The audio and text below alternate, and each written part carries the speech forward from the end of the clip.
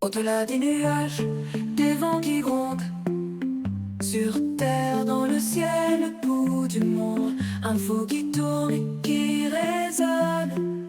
Le Doc News capte chaque onde. Les nuages dansent le bas. Salut à toutes et à toutes, c'est le Doc News pour le news. On est parti sur de la news vaisselle, mais là on est parti plutôt sur une saisie record. Comme vous voyez dans le titre en bas, aujourd'hui on est tombé sur un très très gros record. Aujourd'hui on revient sur une opération maritime absolument historique. Plus de 1,1 million de dollars de cocaïne ont été saisis dans le Pacifique lors d'une mission record menée par le US Coast Guard. Dans cette vidéo, on va voir comment cette opération s'est déroulée, les saisies les plus impressionnantes, les méthodes utilisées et qu'est-ce que cela change contre la lutte contre les cartels. Et oui. L'opération appelée Pacific Viper a débuté au large de l'Amérique du Sud et de l'Amérique centrale. L'objectif était clair, intercepter les trafiquants avant qu'ils ne puissent approcher les zones côtières. Au total, ce sont 150 000 livres de cocaïne, plus de 68 tonnes qui ont été retirées de la circulation, une quantité colossale capable de produire plus de 50 millions de doses dans les rues. Autant vous dire, c'est un... Il y a de quoi faire, il y a de quoi faire. Autant... Même moi, j'étais un peu choqué en voyant cette news-là, parce que je traîne sur certaines news, je pensais pas que la saisie record allait autant péter. Et avant de continuer sur cette vidéo, n'hésite pas à liker, partager et abonne-toi si tu es nouveau sur la chaîne. Et oui, sur cette chaîne, on décortique tout ce qui touche la news maritime, tout ce qui touche aussi un peu les trafics. Autant vous dire, sur cette chaîne-là, on fait un peu tout ce qui me passionne, donc voilà. J'espère que ces news vous passionneront aussi. Plusieurs interceptions ont marqué cette opération de lutte contre le cutter le cutter Murrow a réalisé l'une des plus grandes saisies jamais effectuées par un patrouilleur américain, plus de 20 000 livres de cocaïne en une seule fois. De son côté, un autre navire de Culterstone a déchargé plus de 40 000 livres de cocaïne à lui seul pour une valeur de 360 millions de dollars du jamais vu pour un navire en patrouille. Ah, c'est vrai que même moi je suis choqué. Mais moi je suis sur le cul en voyant les saisies records. Je dis ah ouais, en ce moment les cartels on sent que c'est un peu la fin. Ils commencent un peu à booster les... Ces records suscitent montrant l'ampleur du trafic et la sophistication des réseaux criminels qui utilisent des embarcations rapides, des narcos sous-marins et parfois même des bateaux de pêche modifiés ou comme vous l'avez vu pour ceux qui l'auraient vu dans la news du tireur d'élite qui a one-shot les moteurs d'un bateau aussi.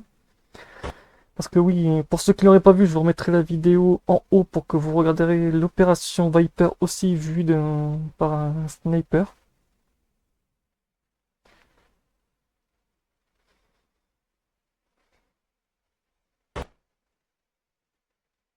Le succès de l'opération repose sur un travail combiné, surveillance aérienne, radar maritime, drone, renseignement international et patrouilles multipliées dans les zones sensibles.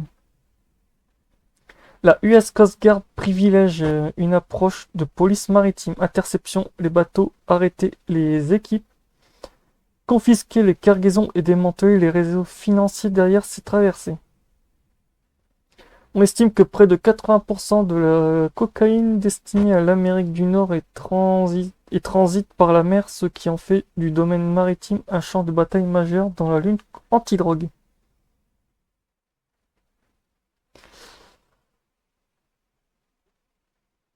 Retirer plus d'1 milliard de dollars de drogue du marché représente un coût énorme porté aux cartels. Cela réduit leurs profits, complique leur opération et perturbe l'organisation de leur réseau. C'est ainsi un message clair envoyé aux trafiquants. Les eaux internationales ne sont plus un passage simple. La surveillance augmente, les opérations se modernisent et les interceptions deviennent de plus en plus fréquentes. Mais ce résultat colossal montre l'ampleur du problème. Pour intercepter autant, cela signifie que les cartels disposent de capacités énormes et d'une logistique parfaitement organisée. Ah bah ça c'est sûr. Cette opération intervient dans un climat de débat. Certains pays privilègent une approche militaire agressive contre les trafiquants, allant parfois jusqu'à détruire des embarcations suspectes. Certaines méthodes accusées de mettre en danger des équipages parfois désarmés, voire de voler le droit maritime, soulèvent des questions éthiques et politiques. Le débat reste ouvert. Faut-il intensifier les interceptions de police ou accentuer la pression militaire au risque de dérapage? Ah bah ça, j'ai envie de dire sur ce débat-là, c'est un peu qui tout double, parce que de un, si les gens sont pas contents qu'on viole aussi les lois maritimes, ben désolé, le droit maritime, à moi, c'est bien qu'il y a le droit maritime, mais bon, c'est vrai qu'actuellement la balance est un peu. Donc n'hésitez pas à donner vos réponses à ce. Voilà, parce que c'est vrai que pour le coup, même moi je suis un peu en porte-à-faux, malgré que je vois beaucoup de saisies et tout, c'est vrai que pour le truc maritime, ça fait un peu. C'est un peu le problème, autant dire.